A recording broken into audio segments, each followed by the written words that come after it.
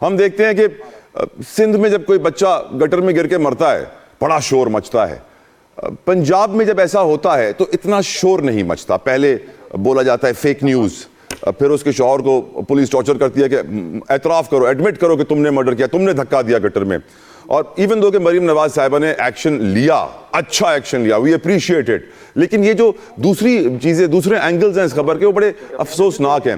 पंजाब में हो तो इतना शोर नहीं, कराची में हो तो बहुत ज़्यादा शोर। अब्दुल्ला हमीद गुल साहब, आपकी उसके ऊपर राय। बिस्मिल्लाहिर्रहमानिर्रहीम, बहुत बहुत शुक्रिया। आपको भी जुम्मा मुबारक पूरी कौम को।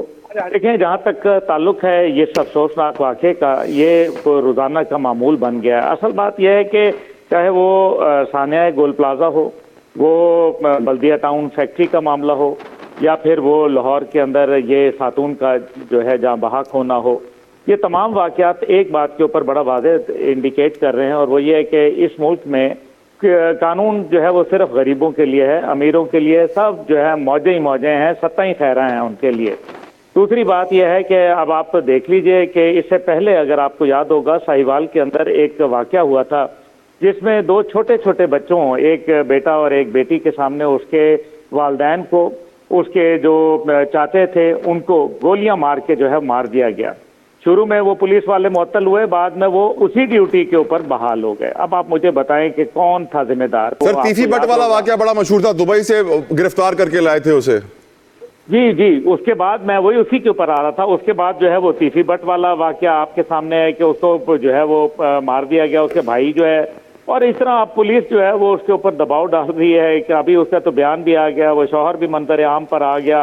उसने कहा कि जनाब मेरे ऊपर जो है वो दबाव डाला जा रहा है कि अब मतलब अब आप देखें कि एक तो नाइंसाफ़ी, एक तो जुल्म। आप देखें जो बुनियादी SOPs थे उनकी खिलाफ वर्जी। कंस्ट्रक्शन जहाँ भी होती है उसके लिए ज़रूरी होता है कि आप कंस्ट्रक्शन के जो जगह होती है उसके ऊपर सर्टन प्रोसीजर जो है वो अडॉप्ट करते हैं, और वहाँ जो सेफ्टी और सिक्योरिटी का बंदोबस्त करते हैं। और अगर वो नहीं किया गया तो कौन रिस्पॉन्सिबल है? अभी आप देखें गोल प्लाजा का वाक़या हुआ, उसके अंदर आप देख लें सिर्फ ये हो रहा है कि सियासतदान जो है वो आपस में एक दूसरे के ऊपर पॉइंट स्क्वायरिंग कर रहे हैं, और अवाम जो है वो बेवकूफ़ बन रही है एक दफ़ा फिर। और वो यही है कि जनाब ठीक है, उसने तो ये कह दिया, उसने वो कह दिया, और बाद में ये सब इकट्ठे हो जाएंगे। ये सिर्फ एक चीज़ पे इकट्ठे होते हैं जब एक दूसरे को बचाना होता है। ये तब इकट्ठे होते हैं जब इन्होंने अपनी मुराद के मुतालिक फैसले करने होते हैं। ये बहुत जुल्म है, ये इसकी जितनी मजम्मत की जाए। मरियम साहिबा ने फैसला लिया, लेकिन अब सजा किसको मिलेगी? वहाँ कौन जो है वो को क्या सिर्फ इलाके का कोई छोटा सा अफसर जो है उसको मुअत्तल किया जाएगा? नहीं, ये बड़े लोगों को। आपको याद होगा कि साउथ कोरिया के अंदर एक बड़ा अफसोसनाक वाक़या हुआ, वहाँ एक साहिल समुंदर के ऊपर एक बहरी जहाज जो है वो डूब गया। वजीर आजम ने इस्तीफा दे दिया था जनाब। अब आप मुझे बताएं, वजीर आजम ने कोई क्या जहाज में सुराख किया था? लेकिन एक जिम्मेदारी होती है, लेकिन यहाँ कोई जिम्मेदारी लेने के लिए तैयार नहीं है। मसूद, बिल्कुल ठीक अब्दुल्ला भाई। मसूद, मेरे सवाल के दो रुख हैं। पहला रुख ये है कि कराची में हो तो शोर मचता है, पंजाब में हो तो शोर नहीं मचता, और दूसरा रुख ये है कि पहले फेक न्यूज़ कहा गया और फिर शौहर जिसने 15 को कॉल की उसी पे टॉर्चर के एडमिट करो। आपकी राय हुजूर? भाई, एप्पल और ऑरेंज का कोई मुकाबला नहीं है। जो हुआ लाहौर के अंदर बहुत अफसोसनाक हुआ, लेकिन लाहौर में इस तरह के वाकयात आपने कितने रिपोर्ट हुए एक साल के अंदर, जरा वो देख लें। और कराची में इस तरह के वाकयात एवरेज जो है वो 12 से 14 बनती है, तो ये बड़ा फर्क है। फिर कराची के इंफ्रास्ट्रक्चर को देख लें और लाहौर के इंफ्रास्ट्रक्चर को देख लें, इसमें भी बड़ा फर्क है। तो ये एप्पल और ऑरेंज का कोई मुकाबला नहीं है। बहरहाल जहां पर भी हो वो अफसोसनाक है।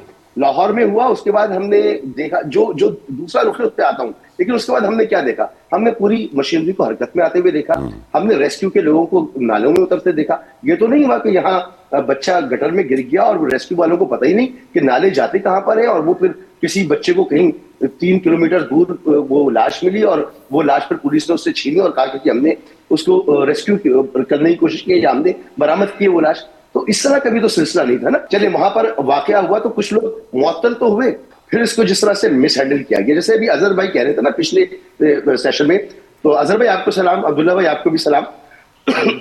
तो जो बात कह रहे थे कि जी सोशल मीडिया पर जो इस तूफान बदतमीजी मचता है, तो भाई तूफान बदतमीजी आप भी मचा लीजिए ना, आप जवाब दे लीजिए। अगर आप बोलने पर ही पाबंदी लगा देंगे, यही वो सोच है जो हमें वहां पर नजर आई।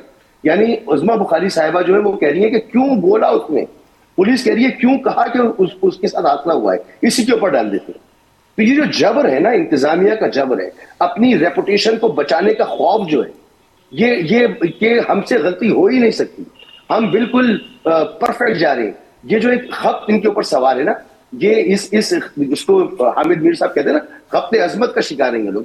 तो ये खप्ते अजमत का शिकार हैं, ये समझते हैं कि जी इन्होंने जो कर दिया वो सबसे बेहतरीन है।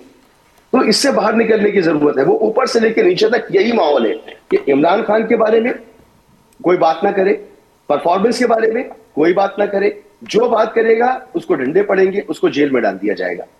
बिल्कुल तो ठीक। ये सोच जो है ना, ये मुझे नजर आई इस पूरे वाकये के अंदर। बिल्कुल ठीक। अजहर जावेद साहब, सर योर ओपिनियन। जी देखिए, ये बड़ा अफसोसनाक वाकया है जो कुछ पंजाब में हुआ, लाहौर में हुआ। मेरे लिए तो पहले भी, मैं याद हो आपको, सिंध वाले में आपके ही प्रोग्राम में मैंने लास्ट भी ये कहा था जो सिंध में हुआ चले, जो हो गया, लेकिन उसके बाद एक्शन क्या हुआ। उस वक्त भी मैंने यही डिमांड किया था कि जो वाकया हो गया, आप चले सिंध हुकूमत की जिम्मेदारी नहीं डालते, लेकिन उसके बाद एक्शन देखना था। वो एक्शन इसमें हमें जो हुआ, इसमें पुलिस की जो एक जुल्म है, पुलिस की सफाकियत है, वो हमें नजर आई है। और जो एसपी और एसएचओ पे इल्जामात लगे हैं, जो मजलूम, जो खातून के शोहर ने लगाए हैं, वो बड़े खौफनाक हैं। मेरा ख्याल है कि इसमें एसपी और एसएचओ को भी गिरफ्तार करके उनके खिलाफ भी मुकदमा होना चाहिए। आज इतला ये मिली है कि उनको सस्पेंड कर दिया गया। इसके अलावा डीसी लाहौर को, उनको भी तब्दील कर दिया गया। 3 अफराद को जेल में डाल दिया गया और उनके खिलाफ मुकदमा है।